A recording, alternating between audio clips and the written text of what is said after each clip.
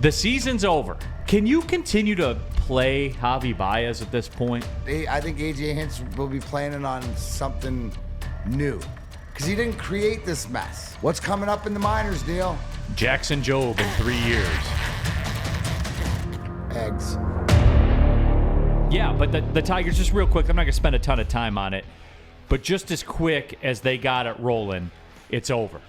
Again, once again, just the second that you're feeling all right about it, it's over. Can you continue to play Javy Baez at this point? I don't know. You have to. Well, I know you have to, Yeah. but ... No, you have to. You sign that contract. What are you going to do? Not play him? Right? Javy Baez still has a positive WAR though. That's why WAR, Barely. dude. What is it good his defense for? plays. Is His that what you're defense saying? is still Is that elite. why it's war? What is it good for? Yeah, I mean, Absolutely I nothing. get his defense Bias is good. Positive. But here's the thing with WAR, right? Like, and you can't tell me this. Like a routine play is going to be made by all shortstops in the league. Yeah. It is. Routinely. How often is there a play defensively that a Javy Baez is going to make over a routine shortstop in a game versus how many times he comes to bat? Yeah. You see what I'm saying? I mean, I'd say about once every 2 games. Sure. Or you get that whoa play out of Javy, but he strikes out 6 times in those 2 games. And that's my point. Which has more of an impact, negative or positive? Which has more of an impact? Well, here's the thing. That's how you get 130, right? That's how you get 130 because obviously the hype factor to the fan, to the contract and stuff like that he needs to do that when he does swing and miss so much. It's the yin and the yang. It's Neil, you said it all along. Is Javy Baez doing anything but being Javy Baez? No, it's the experience. It's like that's what I taught. That's what I said. So you can't, unless you're gonna cut him, buy him out, or whatever like that. You're stuck with this. You were stuck with this when you signed him.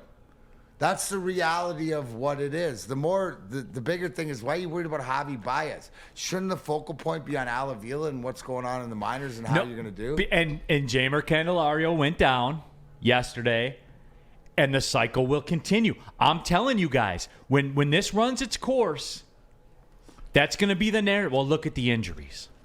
Look at the injuries that happen. No. There has to be a pound of flesh for this. Yes. There has to be. And it's not going to be Javy Baez. No. And I asked that question knowing the answer. Mm-hmm. How can you continue to play this guy? Yes, you have because to. what other option? There is no other option. Yeah, it's like I don't get the Cody Clemens hype. He still doesn't have a hit. Like the guy doesn't have a hit yet. But he's like not a major leaguer. That's fits what you're right saying. in. You're rushing. Like, so what? You're gonna rush down because maybe that the end. Like if you look at whatever, he gets rushed up so you can get his dad to the ballpark to bring some attention to it. He's not ready. No. Nothing against Cody Clemens. No, this live ain't your against best Cody life, man. Clemens. Forget. Nothing against Cody Clemens. I have something against the principle of it, though. Thirst. The 25, 26-year-old prospect. Yeah. You know, and that's all there is. Yeah, and then I don't know. It's just I see all the hype on social media. It's because he's Roger's kid. Like if his last name wasn't Clemens and he came up and in 6 games He'd be Warren Morris. He has 0 hits. Hey, guys. He'd be back in the minors. For this kind of disappointment, there needs to be a pound of flesh. We saw it with the Red Wings. There was a pound of flesh. And in the YouTube chat thread, Louis M. says, at the end of the day, I hope it's Al Avila that's the guy out the door and not A.J. Hinch. Just marinate on that, guys, because the season's over. Right? Am I being obtuse? You guys mark me. Am I being obtuse? No. Are we done here? It's over. Okay. Dude, I closed it down. I know 2 you weeks did. ago. I know you did. But I was told when they ripped off some wins at home that they were back. told. I was told that. Okay, so with that being said, and I don't care that it's June, that it just turned to June, and Neil, while you talk about stuff that's later on in the season, what else is there to talk about? For real. Because A.J. Hinch is part of the solution, not part of the problem. Is that fair?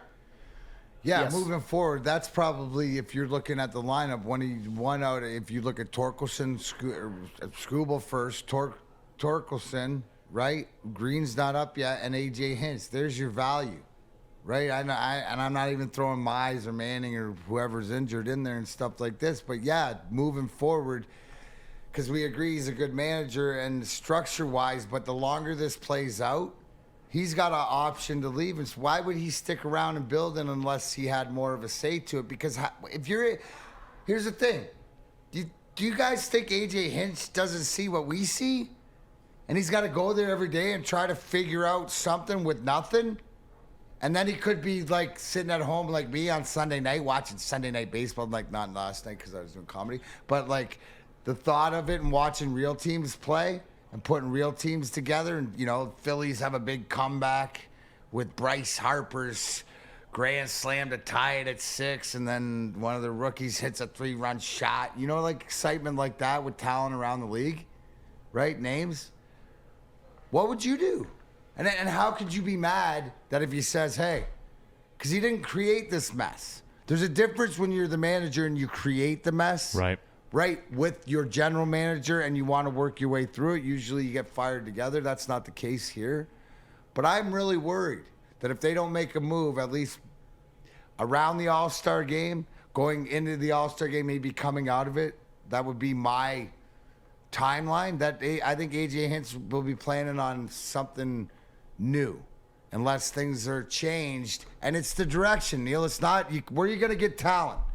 So it's got to be the pipe dream of things that are going to change, and how are they going to change? To me, I believe it's time for Al Avila. What's coming up in the minors, Neil? Jackson Jobe in 3 years. Eggs. Yeah, I mean, that is what it is, man. Chuck Brewer says season's 80% over, can still be entertaining, though. Chuck, we're past the point of being entertaining. Like, you want to be entertained. And Tammy Chin says season's over, I'll still be going to Comerica. Like, you want to be entertained like that? Cool. I'm not one of these people that when the team's bad, oh, well, you need to boycott the games and don't go to the games. I mean, that's the point of having the team in your city. You know, like you go to the games. No matter how bad the team is, I'm still going to go to the games because I enjoy Major League Baseball. I enjoy stuff at the highest level. I enjoy having a summer shandy. I enjoy being outside.